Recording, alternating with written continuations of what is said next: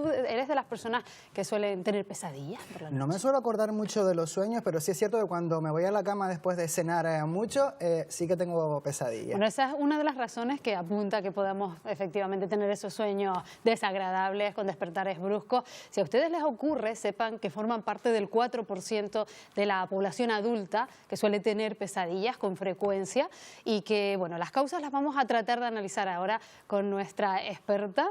Gracias, Antonio. Nos vemos mañana. Hasta Ella ya mañana, nos está Marta. esperando. Raquel Marín, neurocientífica. Muy buenos días. Muy buenos días. Gracias por acompañarnos de nuevo en Buenos Días, Canarias. Hablamos de esos despertares nocturnos, bruscos. Cuando ocurren con frecuencia se pueden convertir en un problema, ¿verdad? Nos impiden descansar, hacer una vida normal. Pues verás, hay una cuestión muy importante y es que las pesadillas ocurren en la población adulta en un 4% de la población, lo cual es bastante. Pero muchas veces lo que ocurre es que las pesadillas no se tienen en cuenta, es decir, no se pasan desapercibidas, porque pueden ocurrir por un medicamento, por ejemplo, por un medicamento para la hipertensión o por tener a lo mejor pues, un consumo excesivo de alcohol, en particular en Navidad, es verdad. Pero sí es cierto que cuando se convierten en pesadillas crónicas hay que tratarlas. Y además el tratamiento ahora pues empiezan a aparecer tratamientos nuevos muy vanguardistas que pueden ser muy eficaces y que además bueno, son bastante sencillos. Entonces, bueno, ¿por qué ocurren las pesadillas? Bien, antes comentaba el compañero que él no suele acordarse mucho de los sueños. Es que las pesadillas están asociadas con el momento en el que más soñamos. Es decir, son los momentos en los que tenemos una actividad muy importante en el cerebro a pesar de que es el momento de mayor desconexión. ¿Y cuándo suele ocurrir eso? ¿A partir de cuántas horas que estamos ya dormidos? Pues mira, en principio a mitad de la noche, o sea, ahí realmente es un momento de alta actividad onírica y luego a primeras horas de la mañana, es decir, antes del duermevela ese. Entonces son momentos de alta actividad, de sueño, etcétera, que además son importantes, ¿no? ¿Qué pasa? Que cuando hay emociones que no se han consolidado o que no se han tratado adecuadamente, lo siguiente que ocurre es que durante el sueño nos vamos a despertar porque hay un tema que no hemos resuelto, ¿eh? Entonces muchas veces están relacionadas con emociones durante el día que nos han afectado. ¿Qué pasa? Que en un trastorno de pesadillas, que ya es, digamos, un problema que habría que tratar, ahí la persona tiene incluso esa pesadilla recurrente durante el día, hasta el punto de que le genera angustia, le genera estrés, a veces pues se sigue acordando, ¿no? Efectivamente, porque hay algunas que son realmente terribles, ¿no? A veces, bueno, pues como resultado de alguna experiencia que has vivido, un accidente, una situación de estrés extremo, que luego empieza a convertirse en algo crónico y eso puede afectar mucho a la persona en su día a día, desde el punto de vista incluso de su salud mental o de todo lo relacionado con dormir bien, que es el sistema inmune, que te bajen las defensas, también todo lo relacionado con el metabolismo, más riesgo de enfermedades cardiovasculares, es decir, un largo etcétera de cosas. Por eso el trastorno de pesadillas es menos común, pero también hay que tratarlo adecuadamente. Enseguida te vamos a preguntar por esos tratamientos que se están poniendo en marcha, pero primero me gustaría saber en qué momento debemos darles la importancia ya de hay que tratarlo. ¿Cuándo o qué señales de alarma nos llevan a pensar ya no es una cosa pasajera? Pues desde el momento en el que durante el día estás agobiado porque en algún momento tienes que irte a la cama.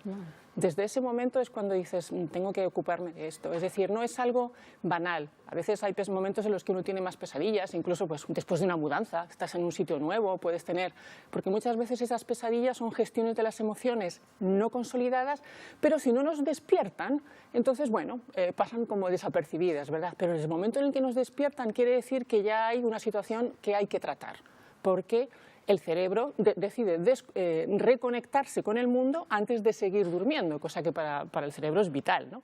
Entonces, desde ese momento hay que plantearse que si eso suele reproducirse, es decir, te merma la calidad de vida, entonces requiere un tratamiento. Nos comentaba también Antonio que, por ejemplo, le ocurre a veces cuando ha cenado mucho y después se ha ido a dormir. Esto también influye, ¿verdad? Lo que comemos y cuándo. Sí. Fíjate que durante el sueño, Marta, tenemos que pasar por diversas fases.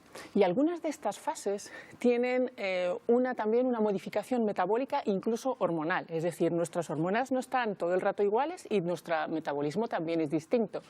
Entonces, si nos hemos acostado tarde o hemos tenido una cena copiosa, es probable que nuestra forma de abordar esa parte metabólica que ocurre durante el sueño también se altere. Por ejemplo, muchas personas dicen, bueno, yo si me tomo una copita de vino tinto, como que concilio antes el sueño.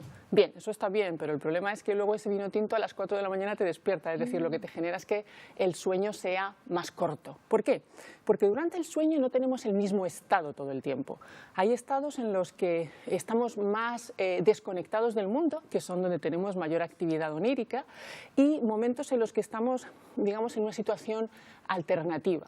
Entonces, todas esas etapas tienen que cumplirse durante el sueño para conseguir, digamos, un sueño de calidad. Y se van repitiendo, es decir, tú tienes uno, pum, pum, lo completas, unos 90 minutos, etcétera, luego vuelves a tener otros 90 minutos y así sucesivamente. ¿Qué pasa? Que si tu calidad del sueño no es muy buena, en el momento de máxima desconexión te genera lo que se llaman microdespertares. Los microdespertares es, muchas veces si te acuerdas de un sueño es porque en ese momento tú sueñas todas las noches, no es que sueñes un día sí y otro no. A veces te acuerdas de otras. Incluso el compañero también duerme todas las noches y sueña. Pero la cuestión es que si te genera ese microdespertar, seguramente tiene que ver con que no estás cumpliendo adecuadamente esos ciclos del sueño. Entonces, en ese momento te haces consciente de ese sueño. ¿Cuándo ocurre más? En los niños, porque todavía muchas veces no tienen todas las fases del sueño de la misma manera que un adulto, y en la tercera edad, porque muchas veces tienen desajustes del sueño, también con el envejecimiento. Entonces, precisamente en los niños suelen ser más comunes las pesadillas. Claro, sobre todo entre los 3 y 6 años, ¿no? Sí, Creo. ¿Cuáles son los tratamientos que se están aplicando, vanguardistas, que comentabas, para tratar de hacerle frente a esas pesadillas? Pues mira, si la pesadilla es del tipo, imagínate, voy a poner un ejemplo, ¿vale? Todas las noches sueño que estoy en una habitación, entra el fuego y me quemo dentro de la habitación. Bueno, puede ocurrir, ¿vale? Hay personas que sueñan terribles. Bien, entonces lo siguiente que haces durante el día es escribir la historia y modificar el final. Es decir, estoy en una habitación, entra el fuego, cojo el extintor, apago el fuego y aquí no ha pasado nada. ¿Vale? O el fuego se queda en, hay un cenicero con una colilla quemándose, ¿vale? Entonces modificas esa historia y lo vas reproduciendo. Entonces, de alguna manera, nuestro cerebro también modifica esa emoción. Y durante el sueño, fíjate que eso puede funcionar hasta en un 70% de los casos. Luego hay otra terapia que está ahora entrando, que se ha desarrollado en una universidad en Suiza, en la cual lo que usan son sonidos. Entonces, tienes a lo mejor músicas que te resultan una sensación placentera, ¿no? Cada uno la suya, ¿no? A lo mejor te puede relajar el Vivaldi o te puede relajar, yo que sé, una música de estas chill out, en fin, lo que sea, ¿no? Entonces, durante el día te pones esas músicas en los momentos en los que esa pesadilla te vuelve, ¿no? Ay, que estoy por todas las noches soñando que me estoy quemando, ¿no? Entonces, te pones esas músicas y luego durante la noche te lo ponen con unos casquitos inalámbricos.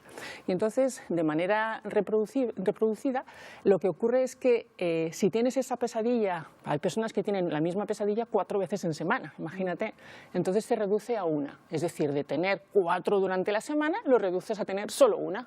Con lo cual, imagínate, es todavía mucho más placentero el poder ir a la cama y decir, ya no voy a estar soñando que me estoy quemando, ¿no? Otro de los beneficios incontables que tiene la música, ¿no? También para nuestro cerebro, nuestro bienestar. Sí. Pues, Raquel, muchísimas gracias por habernos acompañado un día más aquí en este programa y bueno, esperemos que las personas que nos están viendo, que puedan padecer este problema, hayan tomado nota también de esos consejos y bueno, si es necesario, pues ponerse en manos de un profesional. Pues muy bien, Buenos aquí días. estaremos. Gracias. Buen día.